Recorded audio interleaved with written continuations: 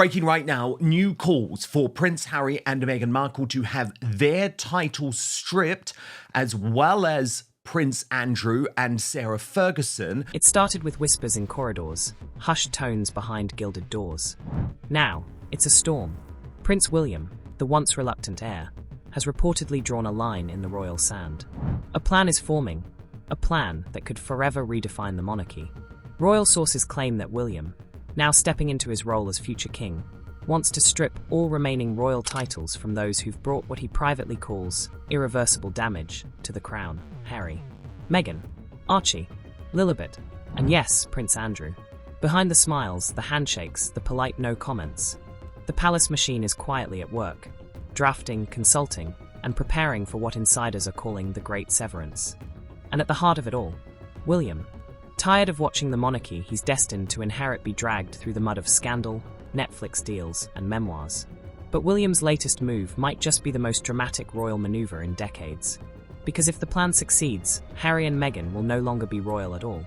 Not in name, not in the title, not even by association. And according to royal insiders, it's already begun. The royal family is dealing with a massive crisis.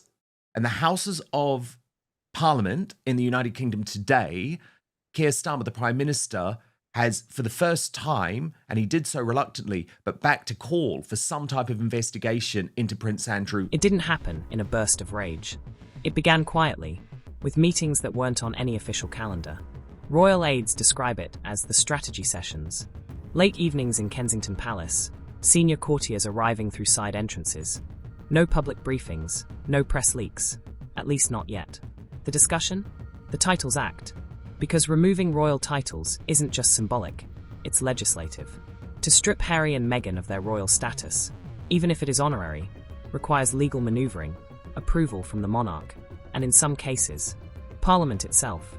It was George V who defined who gets to be prince or princess. Now, over a century later, William and palace advisors are reportedly exploring how to undo that for the modern era.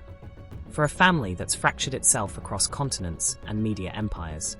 Behind the scenes, names were listed, categories discussed. Prince Andrew, the starting point. Harry and Meghan, the complication.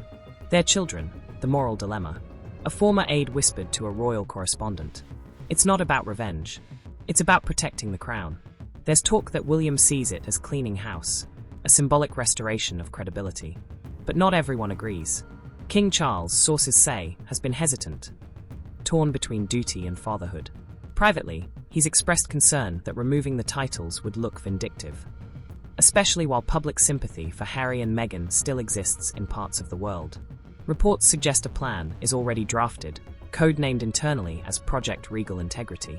Prince William's plan is that there could just be one letters patent, one bill, and it would deal with Andrew, it would deal with Beatrice and Eugenie, it would deal with Meghan and Harry, but also critically, Pete Diner, it would deal with Archie and Lily too. Its goal is to redefine royal status, streamline the monarchy, and draw a clear, final line between the working royals and everyone else.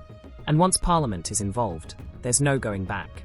Because the moment a bill is introduced to modify or revoke titles, the scandal becomes an official record. And history doesn't forget. When news of William's secret meetings reached California, it wasn't through official channels. It came through whispers, a call, a text, a warning from someone still loyal inside the palace system. For Meghan, it wasn't just another headline. It was personal. Her title, her children's titles, the royal connection that once crowned her global identity, suddenly under threat. To some, Meghan's expression of hurt felt genuine. To others, it was another act in a long-running play about control, image, and influence. A Hollywood insider close to her team reportedly said, "She was furious. The titles are part of the brand, the reason big doors open. Without them, everything changes. Because for Meghan and Harry, the titles weren't just honorific. They were leveraging. A royal sheen that turned interviews into events, podcasts into news, and a Netflix deal into a global phenomenon. But across the Atlantic, another emotion brewed: anger. Prince Harry, ever the soldier, ever the son, saw this as betrayal. He'd broken royal rules, yes, but not the bond of blood. And now, To see his own brother preparing to erase his family's royal identity? It stung. A royal commentator described Harry's reaction as volcanic. And what's Yes. little bit frustrating for me is that William is prepared to be ruthless, right? And he will be ruthless when he's king. So Charles, at this point, could play a bit of a strategic game here. And They'll never take what's ours. Not from me. Not from my kids. But the palace sees it differently. Insiders claim the Sussexes have weaponized their titles, using royal branding while attacking the institution itself. The contradiction has become untenable. And yet, Meghan's camp began working fast. Media consultants, crisis managers, and lawyers all activated. The narrative had to shift before the story consumed them. Within 48 hours of the leak, carefully crafted statements began circulating online. Friends of Meghan hinted that the idea of stripping titles was racist, vindictive, and archaic. The framing was clear. If the palace acted, it wouldn't look like reform, it would look like revenge. But for William, the damage was already done. The leaks only confirmed his suspicion. Everything said behind closed doors found its way to California within hours. So the circle tightened. Fewer voices, fewer meetings, more action. Because if he was going to move against his brother, it would be done quietly, cleanly, and without apology. The palace insists there's no active discussion about removing titles. But insiders say otherwise. Harry and Meghan are going to keep on embarrassing you, and they're going to keep on embarrassing the country. The plan, they whisper, is not if, it's timing. And the moment the public mood turns, the titles could vanish like morning mist over the Thames. To understand William's plan, you have to understand the chessboard. And the first piece he's moving isn't Harry. It's Andrew. Prince Andrew's name has been radioactive for years. From the disastrous Newsnight interview to the civil case settlement, he's become the monarchy's permanent stain. Even now, his presence at royal events is quietly erased, edited out of footage, cropped from photos. For William, that's not a crisis. It's an opportunity. Because if you can justify stripping Andrew of his remaining privileges, the titles, the honours, the public role, you can open the door to strip others too. Once Parliament moves on one, it can move on all. A senior aide reportedly told The Telegraph. The Andrew situation gives the palace a moral argument, one the public won't contest. Once that precedent exists, any non-working royal becomes fair game. In other words, Andrew is the smokescreen. While the public debates one scandal, the institution prepares to address another, under the guise of modernization. But William's motives, sources say, are deeper than damage control.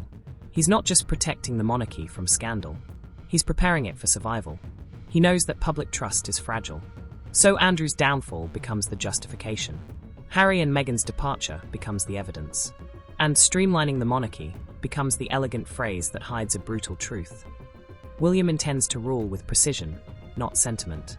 Privately, insiders say the Duke of York has already been warned. No more attempts to return to public life. But when Parliament takes up the Royal Titles Reform Bill, his name won't be alone. Harry, Meghan, Archie, Lilibet, all are listed under the same clause. Different reasons, same outcome. When the story broke, it was like lighting a fuse under the palace gates. Every corner of the internet ignited. Hashtags, think pieces, memes, outrage. On British morning TV, pundits argued about duty versus compassion. In America, commentators called it a witch hunt. And in between the noise, a single truth emerged. No one, not even a royal, is immune from the storm of public opinion. In the UK, traditionalists applauded William's rumoured move, calling it long overdue. To them, Harry and Meghan had crossed every line, trading royal prestige for Hollywood spotlight, loyalty for attention. They saw William not as cruel, but courageous, the heir finally cleaning up the mess. Outside Kensington Palace, small groups gathered with signs, some reading, "Protect the Monarchy," others, "Stop the smear." It was no longer just gossip, it was identity politics, national loyalty, and generational divide. One royal correspondent told the BBC, "This isn't just about titles anymore. It's about what the royal family means, and who gets to define it." The media called it the Royal Cold War. Two sides of the same bloodline, one defending centuries of protocol, the other rewriting the rules of fame and relevance. And yet, as the dust began to settle, even loyal royalists started asking a dangerous question. If William succeeds, what does the monarchy look like without forgiveness? In the royal world, silence can speak louder than words, and William has mastered this art. While headlines scream about Meghan and Harry's latest interview or Archie and Lily's milestones, William has said almost nothing publicly. But make no mistake, this is not indecision. This is a strategy. By staying silent, William controls the narrative without ever appearing confrontational. Every headline about Harry and Meghan unfolds in a vacuum, leaving the public to interpret, speculate, and often assume the Crown is silently judging. This silence is deliberate. It builds tension, it signals authority, and it forces Harry and Meghan to act, to respond, to overexpose themselves in the media. If William actually moves to strip Harry, Meghan, Archie, Lily, and even Andrew of their royal titles, the reaction would be seismic. For royal watchers, it would be a shocking assertion of control, a clear signal that the monarchy cannot be negotiated with. That privilege comes with boundaries, and crossing them has consequences. The public, of course, would be divided. Some would cheer William for protecting the institution, praising him as the calm hand steering the monarchy through turbulent waters. Others would see it as cold, punitive, even cruel, a family feud played out on a global stage. Media outlets would explode, social feeds would ignite, and hashtags would trend for days. Every statement, every gesture, every glance at a royal event would be scrutinized for hints of tension. And behind the headlines, the palace machine would be working overtime, managing optics, controlling leaks, and preparing the narrative. William isn't the first monarch or heir to make a bold move against family members. History is full of royals stripped of titles for scandal, rebellion, or political convenience. Think of Edward VIII, the beloved prince who abdicated the throne to marry Wallis Simpson. He lost his place, his influence, and the weight of monarchy fell elsewhere. Or Princess Margaret, whose personal choices often clashed with public expectations, leading to silent restrictions on her life and freedom. Even more recent examples include royals in Europe quietly removed from succession lists, their privileges quietly erased for missteps or misalignment with the crown's image. These cases weren't just symbolic. They reshaped families, altered legacies, and sent shockwaves through society. If William moves against Harry, Meghan, Archie, Lily, and Andrew, it would place them in a long, grim line of royals who paid the ultimate price for defiance, or simply for being inconvenient. This isn't just about punishment, it's about precedent, control, and the unspoken rules of royal survival. In the monarchy, power and protocol often outweigh love and loyalty.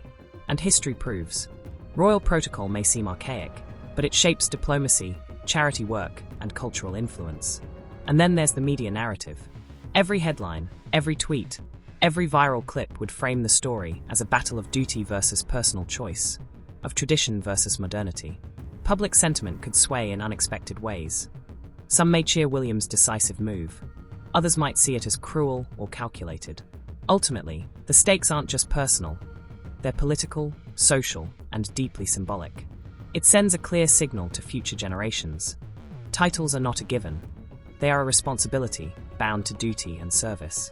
In the end, removing titles is not just a familial choice. It's a defining moment for the monarchy itself. A reminder that behind the glittering crowns and ceremonial robes, every decision carries weight. And sometimes, silence speaks louder than words. And that's the full story behind William's calculated moves. The titles, the silence, and the reshaping of the royal family as we know it. The monarchy may be centuries old, but moments like these remind us that even the most storied institutions face modern challenges and hard decisions. If you want to stay ahead of the royal drama, uncover the secrets, and never miss a twist in the palace corridors, make sure to subscribe to the Tattler. Hit that bell icon so you're the first to know when the next royal story drops. And don't forget, share your thoughts in the comments. Do you think William's decision was justified, or is it a step too far? Your opinion might just spark the next conversation we cover. Stay tuned, stay curious, and let the Tattler bring you the inside scoop on the stories everyone's whispering about.